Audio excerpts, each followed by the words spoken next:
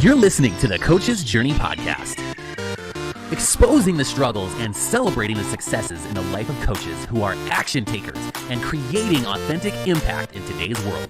Whether you're just starting out, expanding your reach, or exploding your impact, you're in the right place right now. Stay tuned and be sure to subscribe to this podcast. Now, here are your hosts of the Coach's Journey podcast.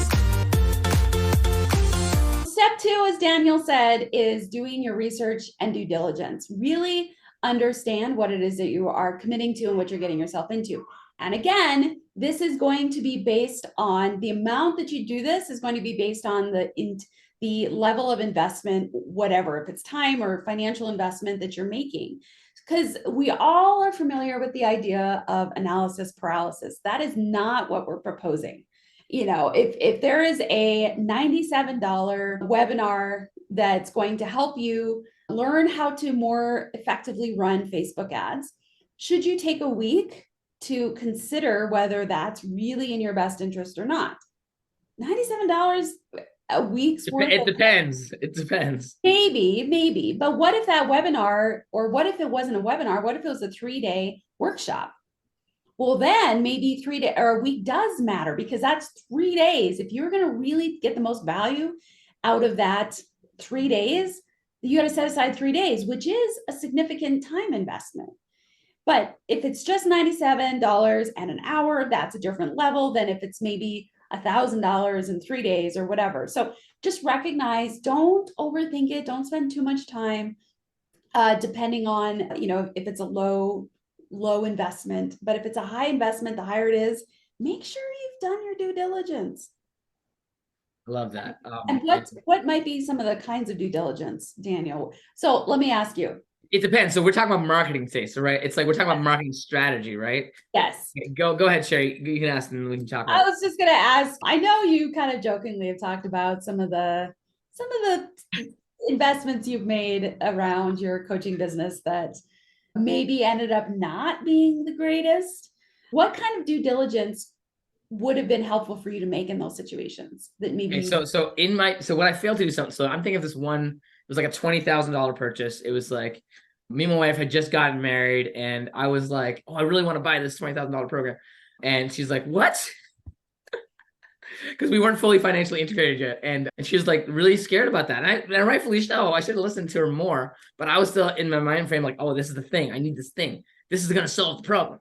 But I wasn't like, I was, you know, it was like, this deal is gonna be gone soon, right? And so like I felt pressure to make the decision now, and sometimes it's actually important to make decisions when you know. But I hadn't known about this program ahead of time. It's a big decision. It affects my relationship. It affects my cash flow and stuff. And I wasn't making a ton of income to be able to make that an easy decision. And so we did talk through it a bunch over the time of that window. But what happened was one thing we didn't talk was, how am I going to put in place a system to take maximum advantage of that high level investment, right? And then like, this is a high pressure time. It's like, oh, I need to decide now because the price is going to go up. But if I'm going to make a decision at that price and not invest the extra time to make sure it's right for me, like sometimes you lose the deal at Costco, you still buy the product, you know, like, you know, we're buying a sofa right now. I'm like, oh, well, this is such a good deal, but like, wait, it's not going to fit. Are we sure? We're going to miss the deadline, but it's not worth getting the deal and having the wrong thing. And so over time that ended up like, I didn't end up showing up for that investment the way I could have. And I would say like, it moved me forward. Like everything you do will move you forward in some way, whether it's learning how you make decisions, whether it's learning some things that you came for, but not everything. And part of it for me was like that level of commitment that I needed to show up at that level to make that a really good decision for me and my wife. Would have been a huge difference. Yeah. Thanks for sharing that, Daniel. Due diligence is also internal, right? It's like, what's your like, did you move stuff in your calendar and put time there? And are you going to stick to that? And do you have social support that you're putting into this? Or do you have a community of people who are going to help you take advantage of it? There's so many things I could have put in place. If I'm going to invest $20,000, I should have been like, I need these 5 things in my life to make sure that I take advantage of, so I don't lose my track on what I'm trying to do and my objective. I didn't even have a clear objective. Like, it's like, okay, this thing is going to move my business forward. It's going to help me in this way, this way, this way. And I didn't like write that on a piece of paper and put it on a wall and look at it every day. Right. Like I got like, after like a few weeks into it, I was like, this is not working for me.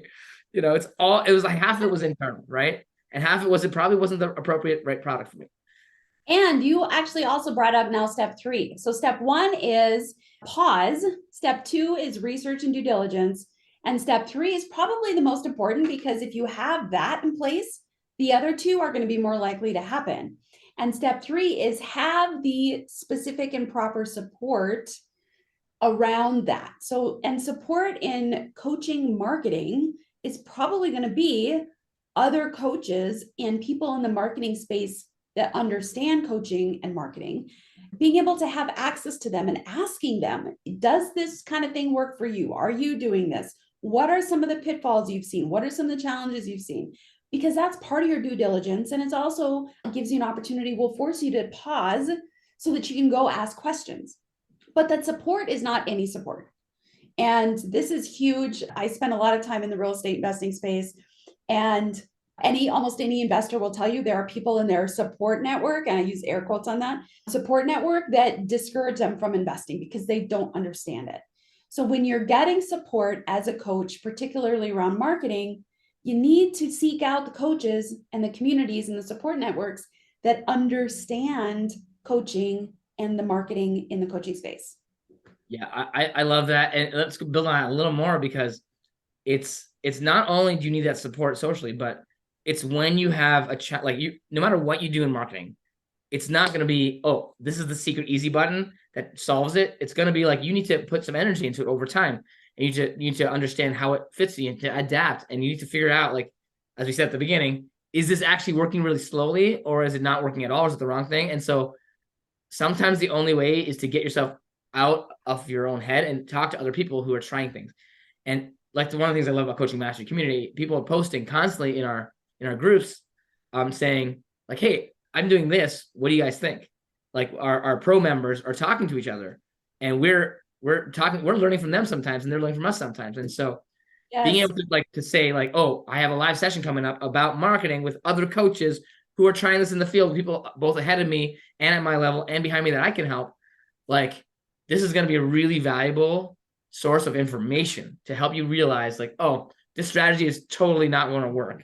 These 3 people have actually tried it, and here's what they learned. And I'm totally going to fall into those pitfalls that I didn't even see coming. Or yeah, keep going and have that encouragement, because like with marketing and business and entrepreneurship, it's like, it's this roller coaster all the time. It's like, is it going to work? Oh, it's not going to work. It's not working, but you just need to maybe wait a little longer. And sometimes it's like, yeah, you're totally going in the wrong direction. And you can't know that necessarily if all you see is what you see. It's like the water for a fish. You don't know it's there. So absolutely. One of the most impactful feedbacks I have gotten around my marketing as a coach was around the fact that it wasn't my marketing it wasn't my marketing message that was wrong, or my product or anything like that. It was who I was marketing to. And because I have, for months and months and months, I was so frustrated because I thought I was doing great. Like I'm like giving good contact. I'm giving good calls to action. Like I'm doing some really important stuff. Like I'm also getting a lot of interactions and a lot of comments and a lot of feedback on the videos that I do. And I'm like, why am I not getting any traction? I was so frustrated. I felt like this is pointless. Like, I don't know how to do any better in what I'm doing. And I have a coach in marketing, and he told me, he's like, he was able to explain to me that it wasn't what I was delivering that was wrong.